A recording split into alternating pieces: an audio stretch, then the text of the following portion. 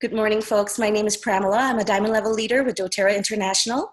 And today we're here to talk about addiction recovery. I want you to know that this is not a class. This is not a workshop. It's not a presentation. This is a conversation. It is a conversation about something that touches us all in some way, shape, or form.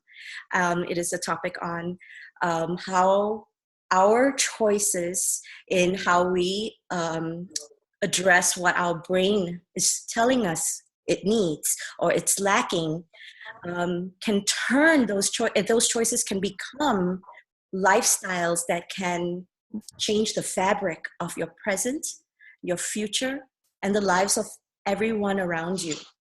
Whether or not you have been touched by addiction directly, or if you know someone who has been addicted to some form of substance, that doesn't matter, because what we're going to tell you today is something that I think is relevant to all of us. Because addiction isn't just about illegal substances, nicotine or alcohol. It's not just gambling or sex. Addiction can come in other forms as well, because it's just a choice. Addiction is the choice. What we pick, that is what becomes a social discourse on right or wrong. And then the choice that we make on the substance that we are addicted to then becomes the litmus on whether or not it affects your life in a way that you cannot function, or you are destructive, or you are a victim of that destruction. So that is what we're going to have a discussion on that today. And then we're going to talk a little bit about how we can use the graceful, gentle presence of essential oils through therapeutic plants, helping us they're all out playing golf. and address and have control over what we are or aren't addicted to. So if you guys could please mute yourselves, we will proceed. I'm going to pass you on to Sandra, and she is going to introduce herself. So go ahead, Sandra. I'm sorry, I'm with my family on vacation, and I'm trying to find, every time I go to a quiet place, somebody shows up. So I'm trying to look for a place where we're not interrupted. Okay, we should be okay here. So good morning, and I'm Sandra Pascal, and I am a diamond in doTRRA. But first and foremost, I am a daughter, a wife for 9 years to Brian Pascal. I'm the mother of Grace, Emma, and Nash. Grace is 16. She's my stepdaughter. My son is 6, and my daughter is 4 years old. And I am a recovering alcoholic and drug addict.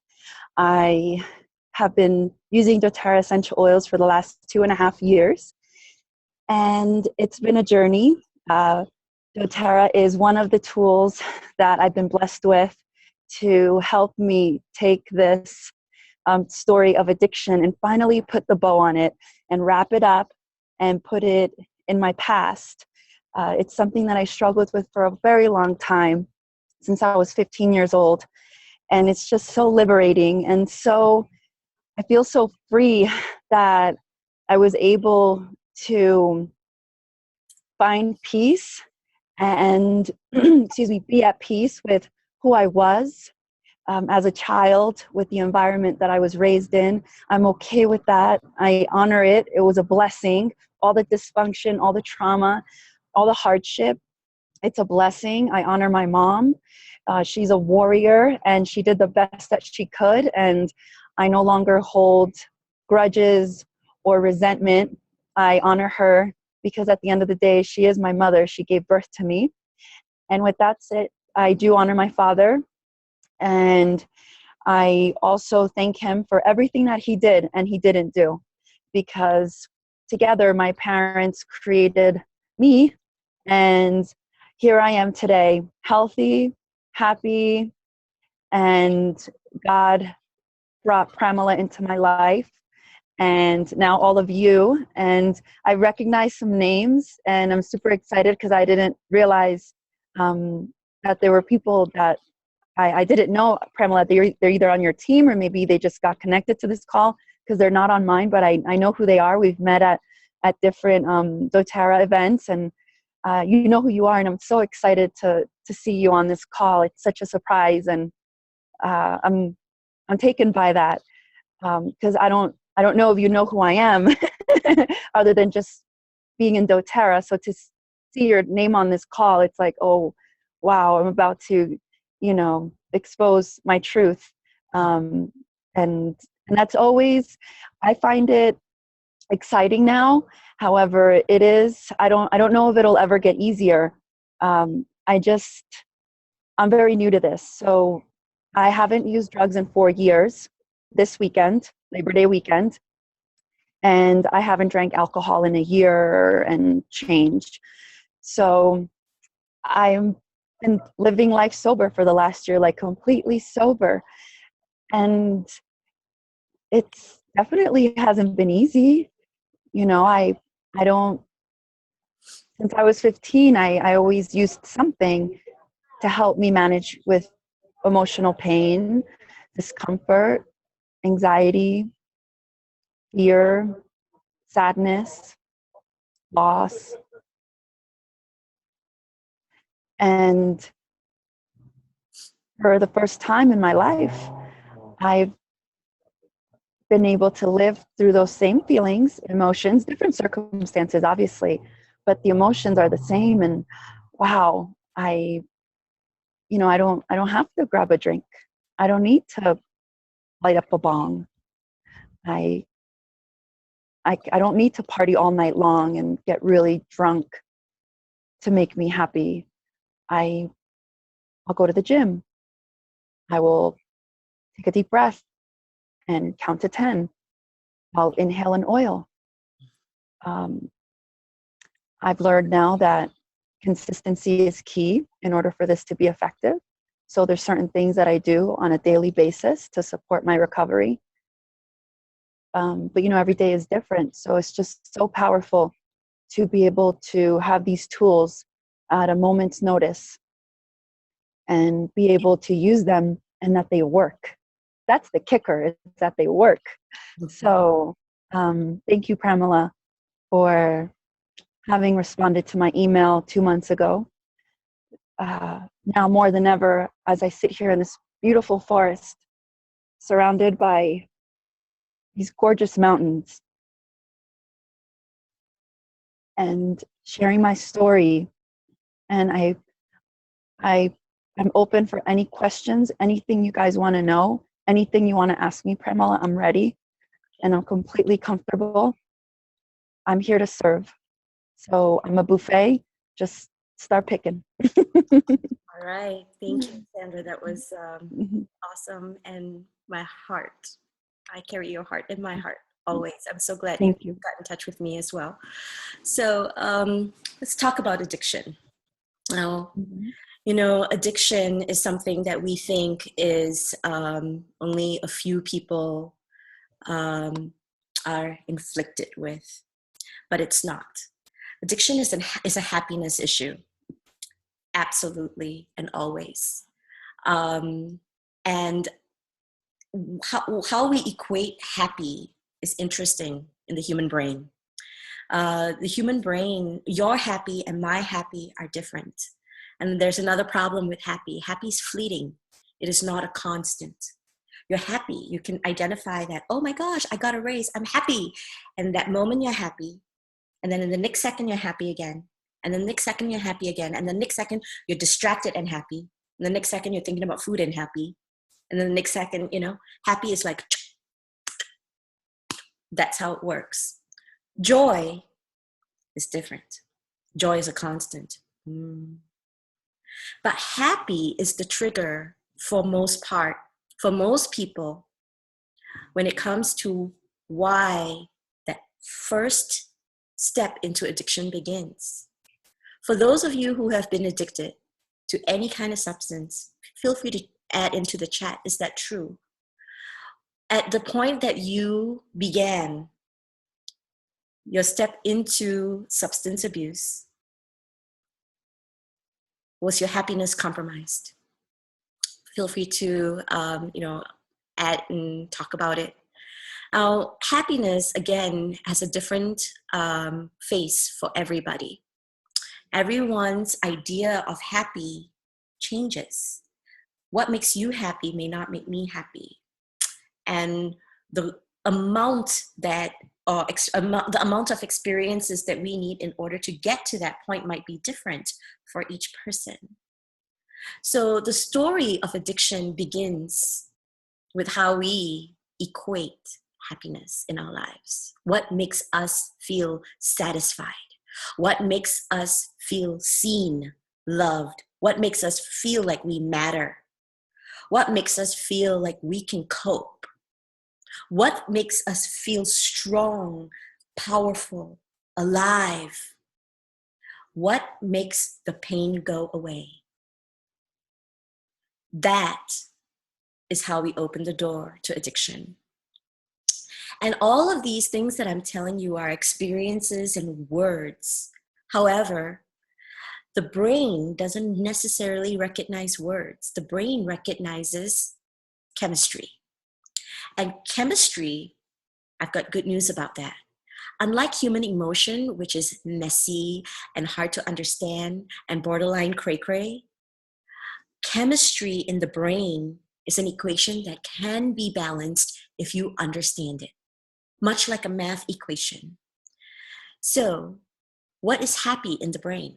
Happy in the brain is serotonin, endorphins, the stable delivery of adrenaline, the appropriate presence of adrenaline, the body's ability to deal with cortisol, oxytocin, and other chemicals.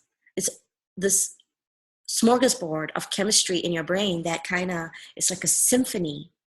And the conductor, which is your hypothalamus that lives in your limbic system, the pleasure center of your brain, that conductor identifies these chemical balances or imbalances, and he has to be awake and present and in line with you and what your heart center tells you you need in your life in order for all these chemical balances in your body to naturally realign.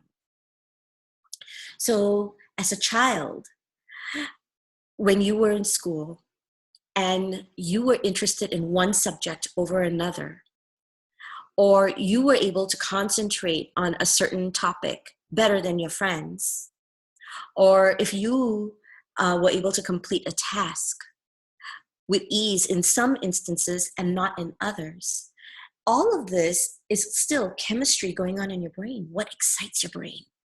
What is satisfying its sensory need?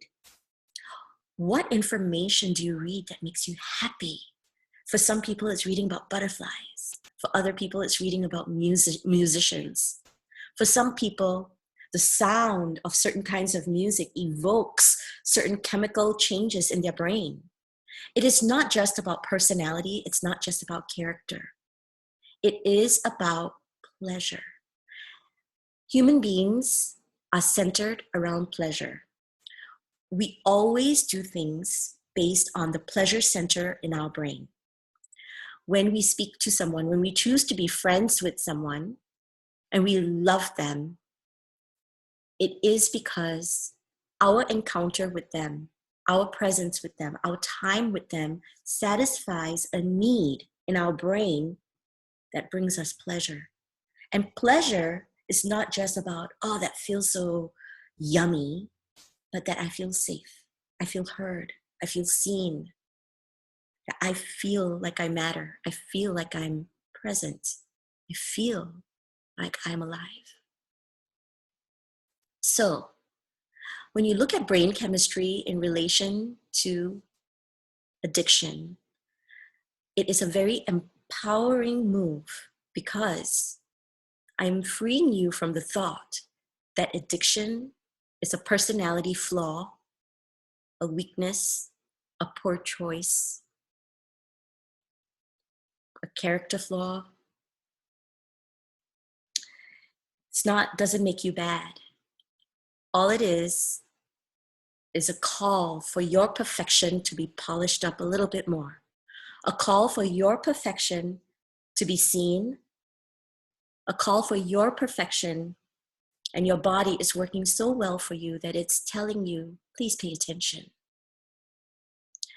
But in every instance, do you know that whatever it is that you are addicted to, be it sugar, caffeine, nicotine, a certain movie or TV series, a person, a toxic relationship, a codependent friendship, all of these things that we bring into our life, those are all choices. There is nothing in your brain that says, for the very first time, I need cocaine, I need alcohol, I need a cigarette, or I need coffee. Nothing in your brain told you that you wanted or needed that. You chose. You chose that thing. And when you experienced it, it created a chemical change in your brain that you associated with that pleasure center being satisfied. And so then that's how addiction begins, because you finally were able to fill that pleasure center's deficit. And in filling that pleasure center's deficit, what you've done is you've decided that this is the thing that's going to make you feel all the things you didn't feel before. But is it true? No, we all know that it's not. Because crack or cocaine or meth or even prescription drugs is not what we need. It's not what our brain needs. But it was a quick fix. It was a quick fix in hitting the pleasure center. In any instance of anything that has to do with addiction, focus, attention, direction, engagement, motivation, everything centers down to the dopamine receptors. The dopamine receptors in your brain evaluate your environment, the sensory stimulus that you give it, and then equates whether it's enough, too much, the right kind of stimulation or the wrong kind of stimulation, and then it triggers a response in your brain that creates a symphony with your dopamine, with your serotonin, endorphin, adrenaline, cortisol, and so on. And that equation is what we identify as an emotion. I have anxiety, I have depression, I feel suicidal, I feel unseen, I feel stressed, I feel overwhelmed, I feel nothing. So when you look at brain chemistry, that is the genesis of how and why we seek to fill the void and bring addiction into our life. So Sandra, I am going to turn over to you, and I would like you to maybe give us some feedback on how this might have been a good mirror or reflection of what your experiences were during the time that you began your journey with addiction. Sandra. I've been sitting here like, yes, yes, yes, yes, yes, yes. Thank you. Wow. So let's start from the beginning. My father is an alcoholic. I was raised in a home where Friday, Saturday, Sunday, he was just completely drunk. Monday through Friday afternoon, he was hardworking, the most responsible, other than my mother, employee that I've ever met in my entire life. He was the first one there, last one to leave. He went above and beyond at his job. So that was a good example. But Friday afternoon came along, and that's why I'm smiling and like, yes, yes, yes, I understand. My father was chasing, right? Because during the week he felt productive and like he was being, he had value. He was adding value to his family by being providing for his kids. But Friday, Saturday, Sunday, just the bottle, and he was just a drunk. And when I was 12 years old, he left us, and I was very excited because I felt, here we go. We can do this. My mom, my little brother, sister, and I, we can figure this out. We don't need him. We'll have peace. We don't have to deal with a drunk Friday, Saturday, and Sunday. And that was great. And then when I turned 15, on my 15th birthday, my mom put us on a plane. We were in New Jersey, and she put us on a plane and flew us to South America, to Colombia, to go look for him because she missed him and she didn't know how to be without him. And she felt overwhelmed as a single mother, and she couldn't work enough. My mother worked night and day, literally night and day. She did, she was a caregiver, nanny, housekeeper, you name it. So literally at night, my mom was working and I was taking care of my younger brother and sister, and she just couldn't make ends meet. So we left. It got too much for her. A year later, that's when I tapped into alcohol when I got to Colombia. Nothing crazy, just social drinking, whatever. And then at 16, one evening, he came home drunk and high now. Now he had been dabbling in drugs, and he woke me up at gunpoint. I remember just feeling like somebody was standing over me while I was sleeping. And I just happened to just like turn my head, and I saw my father holding a gun, pointing it down at me. And as fast as I saw that, my mom jumped on him. He proceeded to drag her out of the house, and he beat her with that gun until he thought he had killed her. But by that time, the cops had come, and they were able to get him off of her. And she was breathing. I will never forget when they said that she's breathing, she's alive. So 3 days later, so that day, as the sun rose, I felt like, here we go again, our second chance to be free and happy, and we can get through this, no problem, like, oh, the nightmare's over. Well, 3 days later, she bailed him out of jail. I will never forget being at home and seeing him getting out of the car and walking into our home. I was just in complete disbelief. Definitely joy, happiness, all those beautiful feelings died in that moment. Any innocence that a child has, anything that's associated with being a child died. I instantly just went into survival mode, into adult mode. I got to take care of my brother and my little sister. They were 5 and 4 at that time, I think. I have to be the adult in this situation. Clearly my parents are irresponsible. Like, they're out of their minds.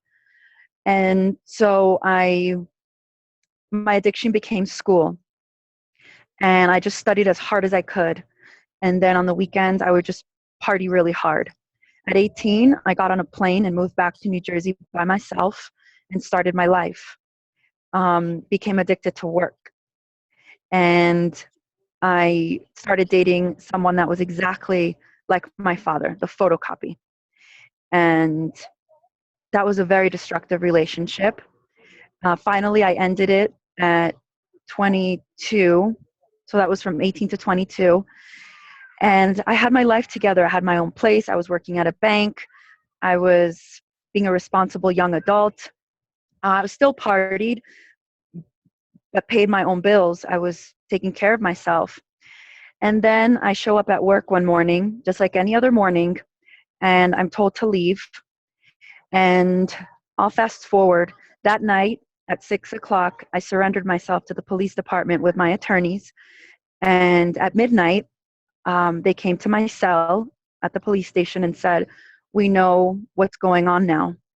You're being charged with masterminding the theft of $1 million."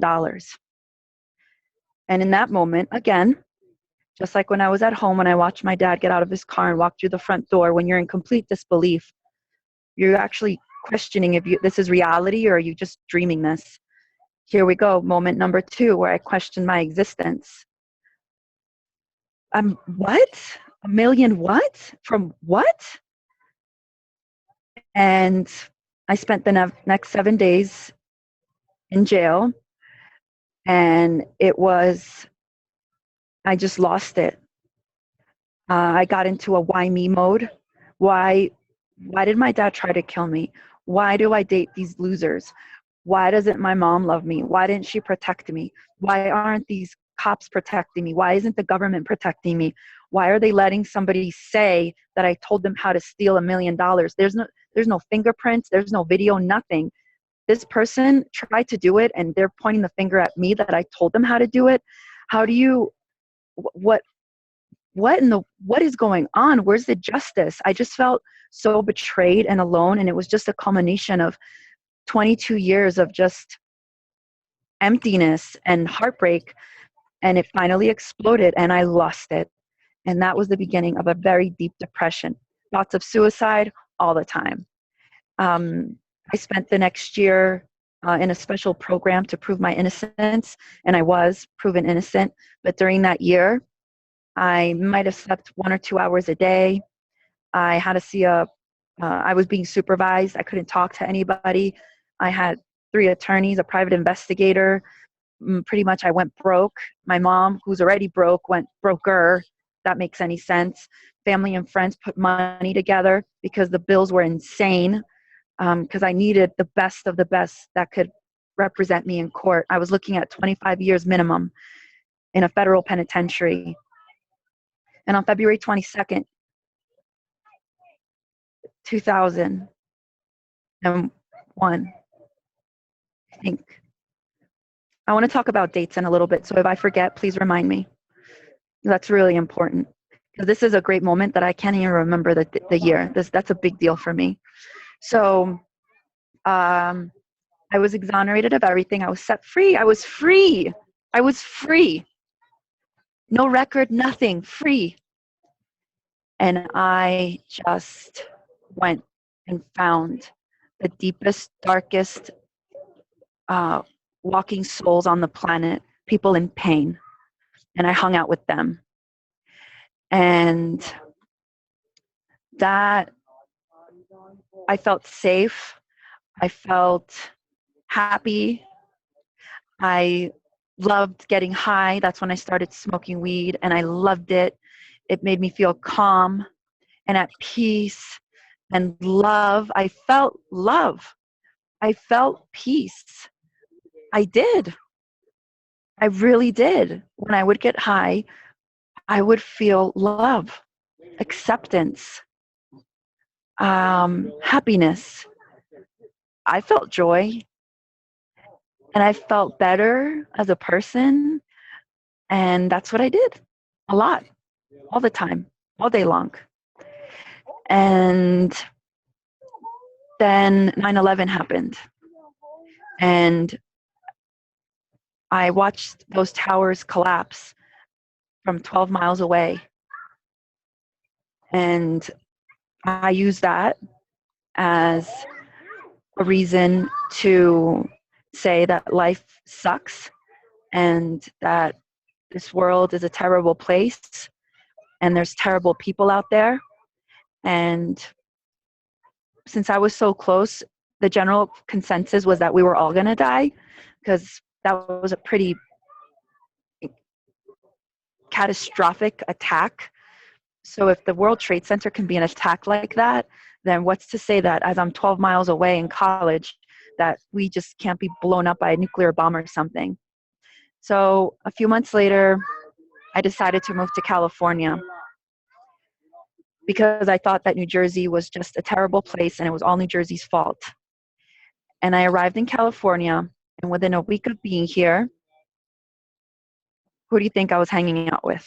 I knew one person here, and the one person that I knew was a productive, healthy, no addictions, good person. And I managed to find people in that other circle that I related with.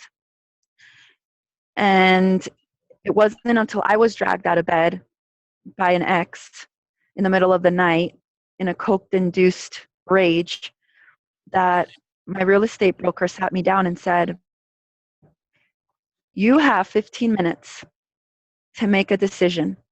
You're going to make a choice right now. You can either go grab your stuff, put whatever you can in your car, come back into this office and tell me that you want my help. Or You can take your real estate license and leave. And he made me feel love. He made me feel what I think is what you're supposed to feel from your father, the connection that you're supposed to have with a dad. I felt it for the very first time in my life. And I was not going to let go of that. I loved it. And for the first time, I felt happy and accepted and cared for and wanted without getting high, like naturally. And that's where the shift began.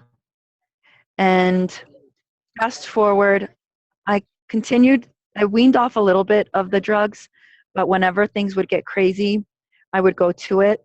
I would go to the weed. And then once I had children, I leaned more towards alcohol because that's legal and weed is legal, and I didn't want to be a pothead, and I could drink with my friends and with the people that it was like fine. They didn't look down on me. So that's what I went for. And 2.5 years ago, well, right after my daughter was born, I just started dealing with a lot of depression. I married a wonderful man, the opposite of my father. But my kids are about 2 years apart, and watching my husband be a father with them. And I'm going to say my husband's an incredible dad, but at the end of the day, let's be real, he's a dad. Like, he loves his children. That's what dads are supposed to do. He would change their diapers. That's what they're supposed to do. That's not being an incredible father. To me, that was being an incredible father because my dad never did that.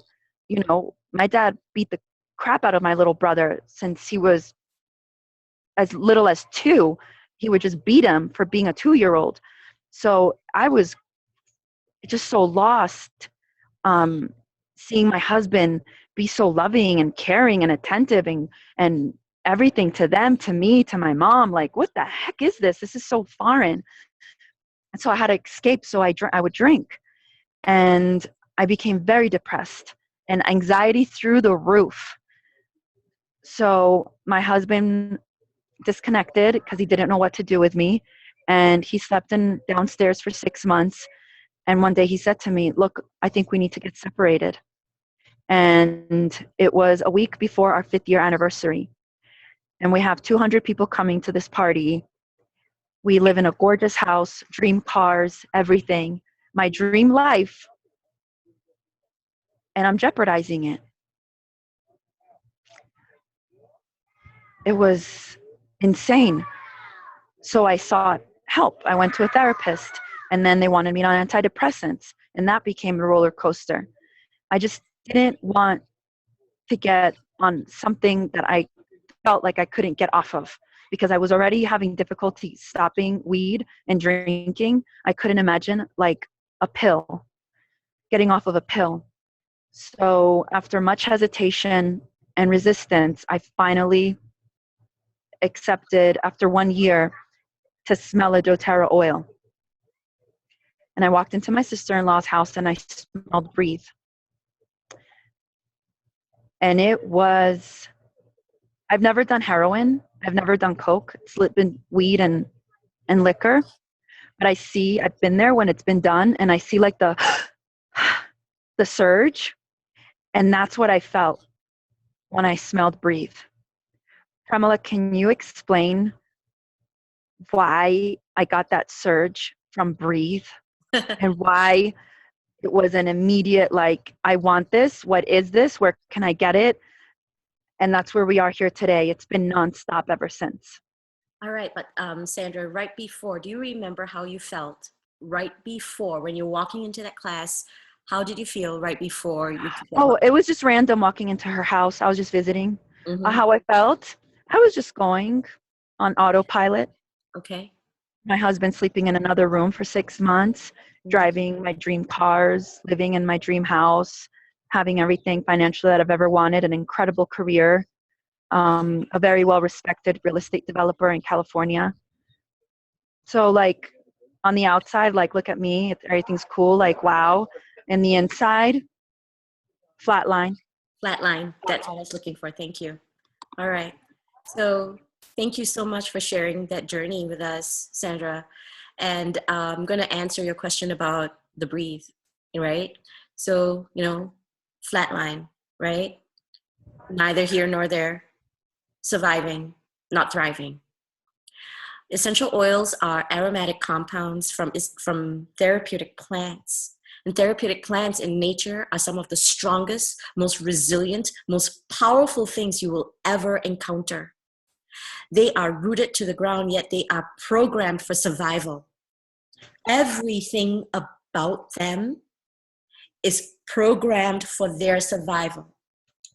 If you plant a peppermint plant in your garden and you do not contain it, it doesn't matter if there's a drought or there are pests or predators in your neighborhood or in your garden. That peppermint plant, I promise you, will be the most healthy plant in your garden because it knows how to identify its environment. It evaluates its surroundings. It looks at every single thing that's going on. I say looks like it has eyes. It doesn't, but do you know that therapeutic plants have more senses than human beings? Mm-hmm. They cannot move, but they are constantly adjusting, adapting, reprogramming. So when you crush a peppermint leaf and you have that aromatic compound, what it is it's a protective component of that peppermint plant that is saying, what are you doing? Get away from me. It's such a small amount that we are not severely affected by it, but a predator to a peppermint plant will find that toxic. If we are going to get through life, I'm telling you, my mantra in getting through life is that I choose to fight like a plant. I fight like a plant. I am extremely toxic to the things that are bad for me. I am extremely toxic to the things that threaten me. I am aware of my surroundings. I do not blame my surroundings for the way I feel. I adapt to it. Fight like a plant, right? Mm-hmm. So here's what essential oils are. Essential oils come from therapeutic plants. Therapeutic plants in nature are some of the strongest, most resilient things that you will ever encounter. And what we're taking from that plant when we extract that essential oil, almost like the code, the grit code, the scrapper code, the code of survival, the code of resilience. Yeah. We take that in that essential oil, that aromatic compound, and when we administer it, because it's lipid, it gets into our cells, but we want to hit the brain. And the part of the brain that we want to hit is the most primal reptilian part of the brain. The most primal reptilian part of the brain is programmed for survival, fight or flight. Yeah. Right? Yeah. And that part of the brain is in your limbic system, which is attached to your olfactory system, your sense of smell. Your sense of smell is the most primal of all your senses. When you smell something, you immediately have a reaction to it. You don't have to say, oh, what is that? Before you go, oh, that smells bad. Yeah. You're like, it smells bad. Get me away from it. Oh my gosh. Yeah. Then you start looking, right? Yeah. Right? You know, it's primal. It's instant. It's profound. It hits your limbic system. And guess what? Your limbic system contains your hypothalamus, and it triggers right to the core of everything that has to do with pleasure, your pleasure center, your dopamine receptors. And then it triggers whatever is imbalanced, and it brings it back to center. With essential oils, you have given the maestro in your brain the ultimate bitch slap. Oh. All right? And saying, wake up and do your job. Get the symphony back in shape. So when you took that inhale of breathe, I bet you would have had the same response if it had been bergamot, if it had been peppermint, if it had been wild orange. You just picked breathe. Yes. Because whatever was happening on your dopamine levels, your dopamine receptors, that hit of that aromatic compound took that flat line, Yeah. to, brought it up and gave it all kinds of levels. And so Yeah. whatever it is that you were not feeling, that void was filled. It was filled. Yes. And I had a similar experience with the essential oils, and mine was wild orange. And I was in a very deep, dark place in my life. I can't say that I was ever, addicted to drugs or alcohol, but there was a time in my life that I drank a lot. And everything happens for a reason. There are blessings upon our lives. Because I live with an addict who was addicted to coke, marijuana, and alcohol. And because he was extremely violent, and because I loved him very, very much and was extremely committed to his recovery, I was sober 100% in support of him. And that, I think, was one of the reasons why I never turned to substances to correct the deep darkness that I was in. One of the things that I have noticed over and over again, I'm an observer of patterns. And most people who I have encountered, and I've encountered a lot of them, I've worked with a lot of AODA and recovery programs, and have worked with, and it's been a blessing to work with a lot of rehabilitation homes. And one of the things I'll tell you, there are constants. People who have addiction issues usually have one of the following, or a combination of this. They have difficulty sleeping, or have unhealthy sleep patterns. They call themselves maybe night owls. There's no such thing. Human beings are not nocturnal. If you are happier at night, there is a problem with your dopamine receptors. And there will be other signs as well. There will be other triggers. Most of them have anxiety issues, have difficulty with managing stress, may have difficulty with focus. They have sometimes sensory issues where they either get overwhelmed very quickly or need a lot of stimulation, overstimulation.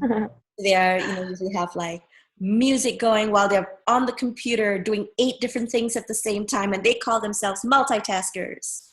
The brain doesn't work. Read the book. It's called The One Thing. It will change everything that you've been told about multitasking. It is not a good thing. It is a surefire way to break your brain. Don't do it. So the flatline issue, the oils worked because they were triggering your dopamine receptors. I just have one thing really quick I wanted to add to that. I'm going to take you one step further. We talk about personality, right? There are human resources, large corporations, schools, and so on and so forth, have invested tons and tons of money in trying to figure out who we are with a series of tests.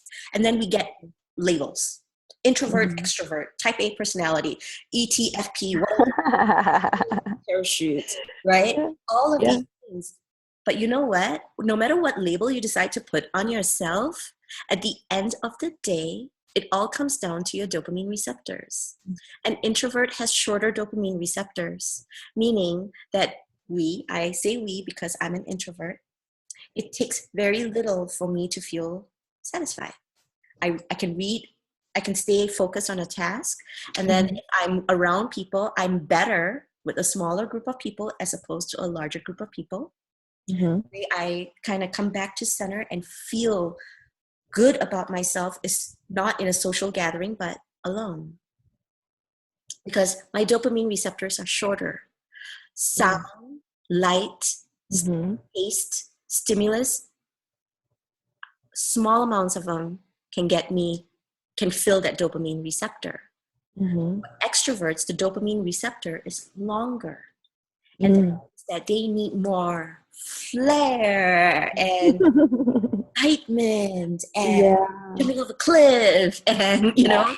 um, Yeah. and people reflecting back to them the energy that they're giving out exponentially in order for them to feel balanced and centered. So, personality is also a really good way for you to see where you might be falling in terms of this addiction journey. People with shorter dopamine receptors tend to feel overwhelmed faster. And so that means stress, the need for the relief of stress. I need a moment. And so what do? Pot, cigarettes. People who have longer dopamine receptors might need so much more, that rush in order to perform, to feel alive, Wow. to feel good. So uppers, right? Uppers. Yes. And then one thing leads to another. From one state, you have to get to another. Yeah. So you mix them. Yeah. And when you mix them, now you've turned your brain into a blended cocktail. Mm. And you have forever changed the pattern with which your brain triggers a response to stress, to anxiety, to being overwhelmed, to toxins, to disappointment, to grief, to boredom. But here's where essential oils come in. Essential oils can scrub out your message receptors. They can clean out faulty messages and imprints on your DNA. They can trigger cellular apoptosis. And we think of cellular apoptosis only as like in terms of like cancer or whatever. But no, our DNA also is like the diary, the keeper of everything that has happened to us. Mm-hmm. And so essential oils can trigger cellular apoptosis that can identify a DNA imprint that is not good for you. Mm-hmm. Remember, Mm-hmm. the oils come from therapeutic plants, which are strong and resilient and powerful and programmed for survival. Mm-hmm. Guess what your body is programmed to do? What is your body here for? It is here to protect you, to keep you safe, and to keep you alive. So the agenda that the oils have and the agenda, the original agenda that your body had, meet that. It's the same. And that's why essential oils are a powerful consideration in the process of recovery. You know, in the 1980s, the big slogan was, just don't do it, right? That was, Just say no. just say no. Just don't do it. Yeah, that's right. Just say no. How do you say no to something that feels so right? Yeah. You change your perception of what feels right. Change it. Everything begins with a thought. How do you change that thought where it's so hard to get to know if you don't understand that no that you have to generate is a false no, right? False no. How do you create a real no? You create a real no by changing the reality in your brain. All right, so tell me about how the oils have given you all the things that were empty or a void that you were filling alcohol, you know, where you're filling whatever. Okay. Yeah. So like the things that you didn't have that you were filling, what are you know, and you're using the oils now, how's that working for you? So I want to make it clear that I did not start using the oils to help me with an addiction. I started using the oils because they made me feel really good and happy, and I loved the way they made me feel. It wasn't, I had just stopped smoking weed. That was August, and I was introduced to the oils in December. So it had just been a couple of months since I had stopped smoking weed, but the alcohol had increased, okay? But that's not why I started doTERRA. It wasn't until a year and a couple of months ago that it just, I'm speechless, because it wasn't a day, it wasn't a certain hour or a certain event. I just went to drink and it just didn't taste good. Mhm. And then I didn't finish it. And that happened a few times in the next couple of days. I couldn't finish my drink. So I tried my other favorite drink, and then I tried my favorite beer, and then I went to my other favorite beer, and then I tried, another drink. And I was like, maybe I like dirty martinis now. Let me get into that. Ugh, disgusting. And I'm like, what the heck is going on? And I believe now that it was, at that point, a year of using the supplements on a daily basis, of putting frankincense on my tongue every day, of putting balance on the bottom of my feet, on my wrists, the Claricalm, diffusing the oils all day, every day, sharing the oils, helping people, feeling useful, and like I was doing something productive. It was a different, I was going to say hi. It's a different feeling, because I was very successful in real estate, but that kind of started dwindling. I didn't get the same, like, even my cars, that's why we downsized. Like, we got rid of all the cars, we got rid of the house, because literally one day I was like, why am I driving this car? Like, it doesn't matter anymore. And the feeling that I would get when the gates would open to my house, I didn't get that same feeling anymore. So I believe that using these beautiful products, I've detoxed my body. And so I was able to see clearly and be like be in reality, be in the moment, and acknowledge what's happening, and being present and understanding, like, oh, I've been in this moment a lot, but all of a sudden it's not giving me the same feeling. And I'll let me give you some background. Like, I got a new car every single year. You pick what do you want? What color do you want it? Where do you want to live? We moved 7 times in 9 years. Every year we move. Every single year. What's next? What's next? What's next? And this is what I share now that I talk to the drug treatment centers, and with, God willing, now working with children that have been through trauma. When I speak to the doctors and the caregivers and the parents, I really feel that after using this consistently, our body does heal itself. Our body has the power to heal itself. If we give it the right tools, our body can repair itself. And everything that you've been saying, yes, I replaced this with that. I took that out and put this in to get the same effect. And so frankincense is not up for discussion. It's happening every day. The supplements, I've been off of them twice now. And both times that I've been off those supplements, it's not good. It's not good at all, you guys. It's so not good that I know who I am now.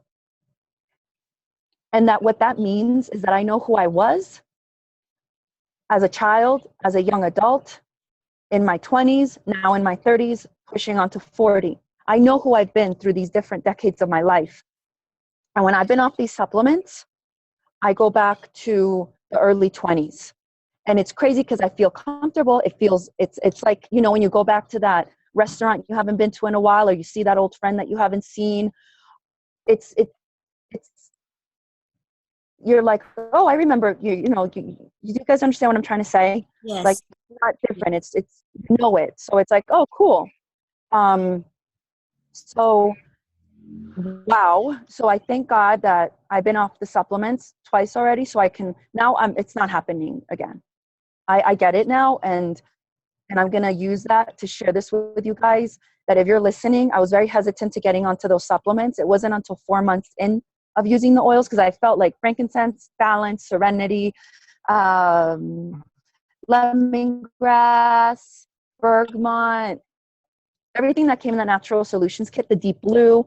I just felt like that was awesome. I was doing great, but I was told you must use the supplements. If you're going to take this seriously, then you got to do it. And I was like, another pill? Like, come on, I've done pills all my life. Like, they don't work. And I'm telling you guys, if you haven't tried it or you haven't been consistent with it, please, if you took the time to be on this call, there's reasons. We're looking for answers. Please get on those supplements as soon as possible and be consistent. And it's remember, we're reversing something, so it's not going to happen overnight. Smelling them is an instant like woo, but when I'm talking about the supplements, we're going from the inside out. So give yourself time and wait for the results of like, oh my gosh. Okay, so just be patient.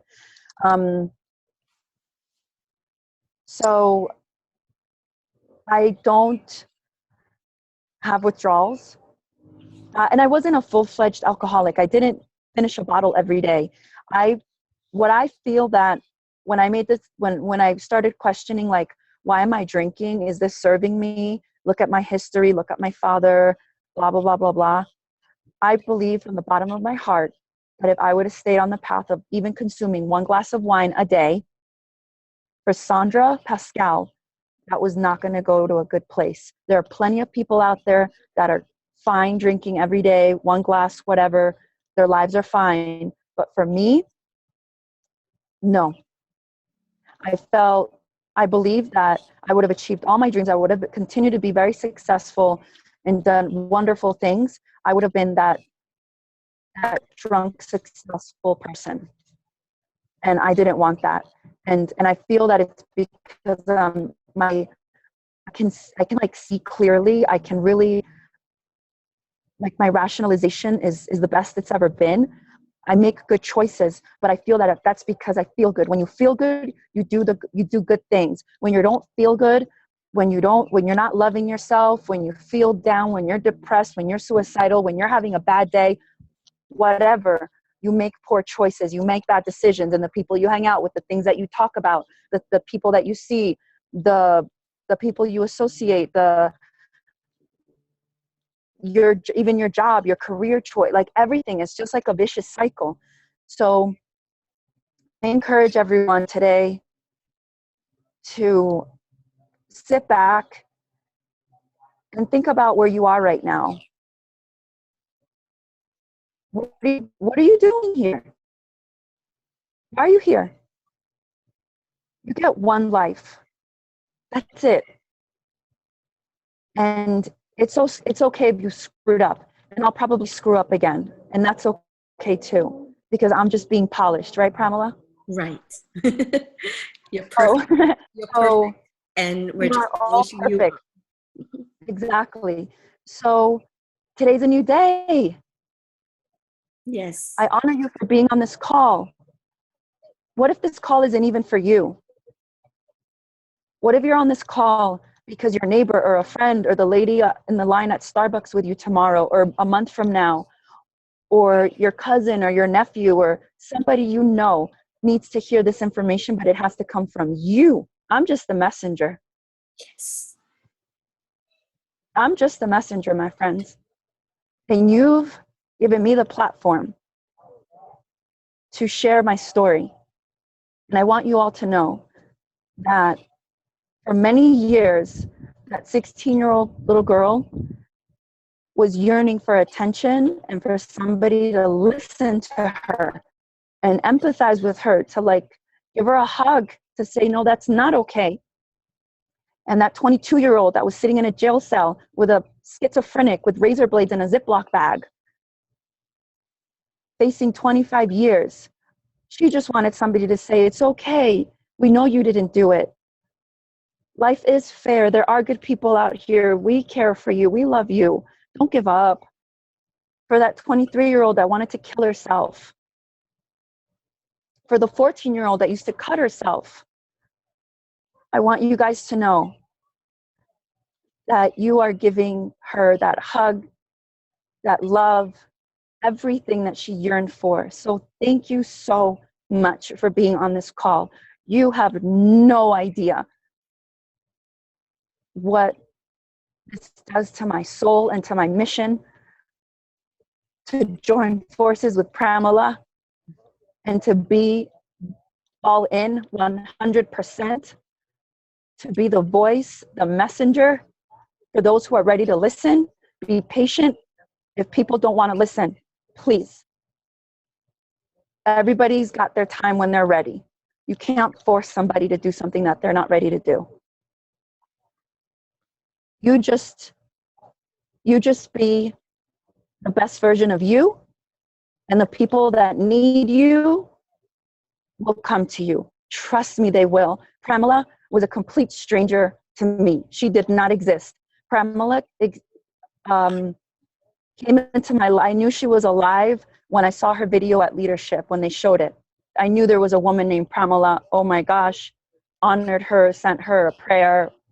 Thank God for blessing her and yada, yada, yada. And then 2 months ago, we started our friendship. So imagine all the people in the world that are complete strangers that you don't even know are alive. And you have the power, by a simple drop of oil, a simple hug, a simple smile, sharing a story, your story. The world is reaching out. We need, I know I'm going to sound like John Lennon or the Beatles or whoever did this, but all we need is love. All we need is love. There's too much pointing fingers and he said, she said, blah, blah, blah, blah, blah. We get stuck in these vicious cycles of anger and resentment. Forgive and move on. Let it go. Do you think it was easy for me to say, I forgive my father? He almost killed my mom. He almost killed me. I forgive him. He's not in my life. I forgive him. I wish him well. I don't have Sunday dinners with him. My kids will never meet him, but I forgive him. I set him free so I can be set free. So set yourself free. And maybe you weren't woken up at gunpoint, but maybe you're holding a grudge with your coworker or your annoying neighbor or a family member that you're like, maybe some of you are out and about to go to a family barbecue or something, and your cousin, so-and-so is going to be there, and you're like, oh, I don't want to see her. I don't want to see him. They're so annoying. Come on, you guys. Let it go. Enjoy your day. Enjoy it. I dedicate this call to all of you, to every single one of you. I honor every moment of your life since the day that you were born, because it brought us together today. And I'm so happy. I'm so happy right now. Right now, I'm so happy. Thank you, Pramela. And I hope this is the beginning of friendships all across the board, you guys. Let's keep in contact. Yes. Thank you, Sandra. I have no words. All I can say is I carry you in my heart. I really do. I hope you know that.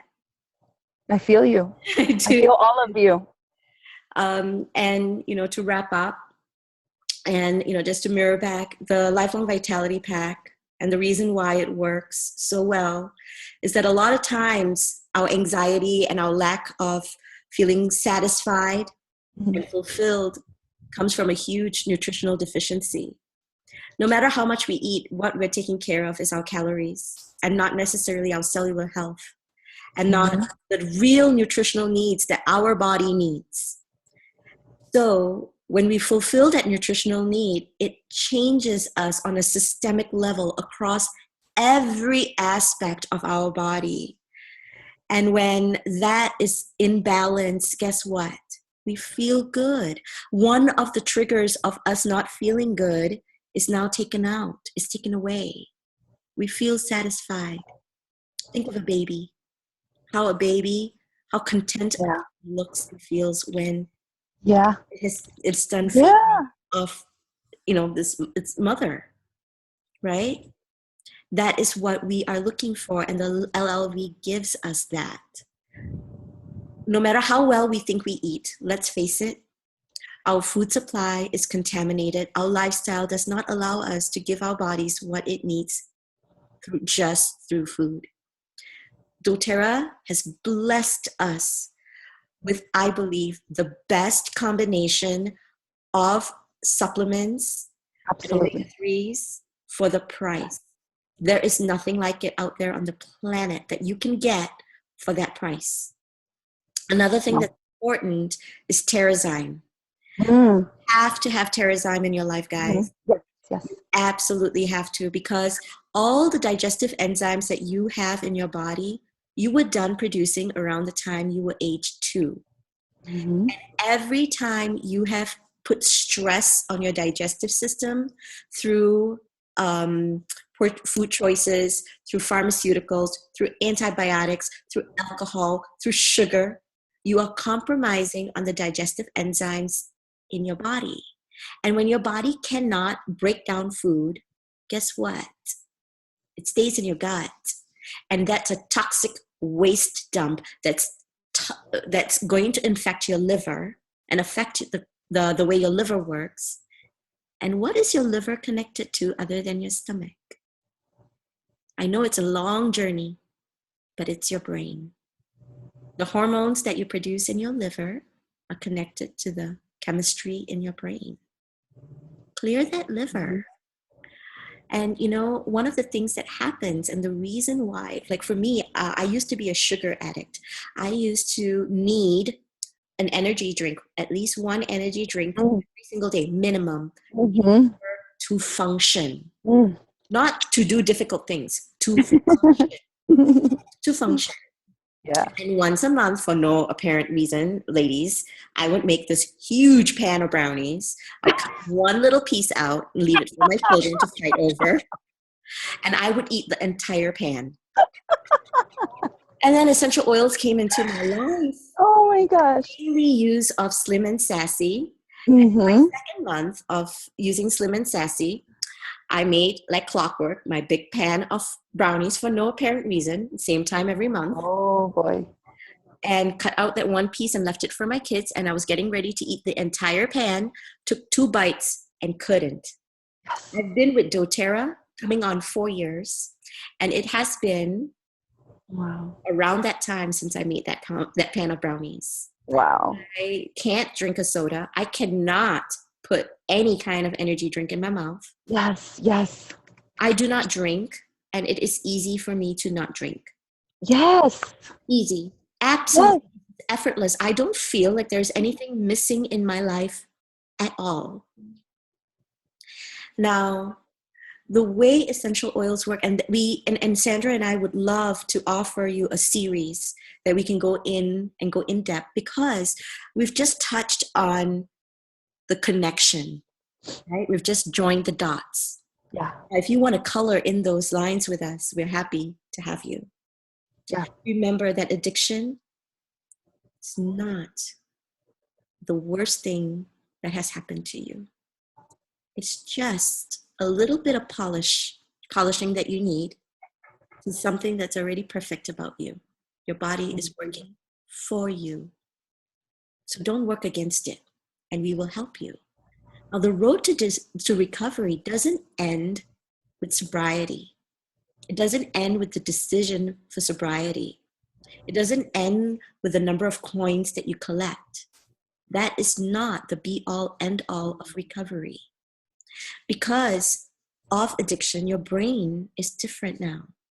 The way you see the world, the way you handle stress, the way you treat people is now a little bit different. Mm-hmm. And you may not notice it, but the people around you do. Mm-hmm. I lived with an addict for 10 years. I can identify addictive behavior like a pro, because it's always a pattern. Yeah. And but that pattern can be brought back to center through the use of essential oils. It's very stressful when you are of a mindset of always being in recovery. And I know that that's part of the NA and part of the AA. Mm-hmm. And I am I'm recovering as well. I was labeled as a victim of domestic abuse. Mm. And I was told that for the rest of my life that I would need rehabilitation, Mm-hmm. that I would need support. Well, I'll tell you, the strange thing happened when the oils came into my life. I no longer am a victim. I don't even look at myself as a survivor. I look at myself as someone who was gifted by those experiences. Mm-hmm. Gifted. It's not something that happened to me. It's not something that I overcame. It's not something that I survived. It was something that I was gifted with. Yes. And I feel so blessed to live this life of such sustainability, with such a pace of grace, that I know that everything I need is within me, because I have these oils who teach me with such grace how to be strong and resilient and powerful. If you have ever questioned the value of an essential oil lifestyle, it's not just for recovery. It's about living a life undiluted. It's not about chasing happy. It's about being joy. You no longer have to seek light. You don't ever have to force yourself to be the light holder.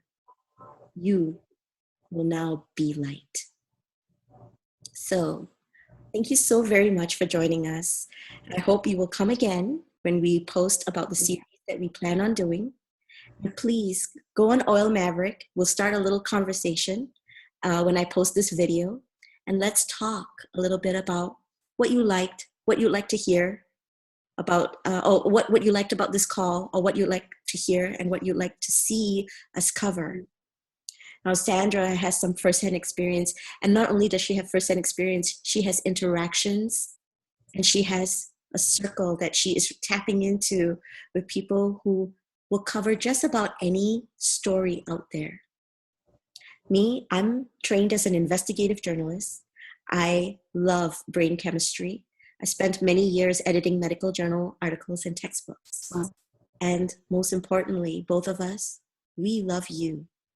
And so we are here to be in service on this subject, in having conversations with you on how we can help support you as you travel through the journey of recovery, either for yourself, for someone you love, someone who's going to be so lucky Yes. that they're going to meet you. Yes. So I know we all call ourselves wellness advocates, but we're not. We are dream makers, and we are life changers. So let's go out and do that. Woo! Thank you so very much. Have a great rest of your day, guys. Thank you so much for joining us. Bye, everyone.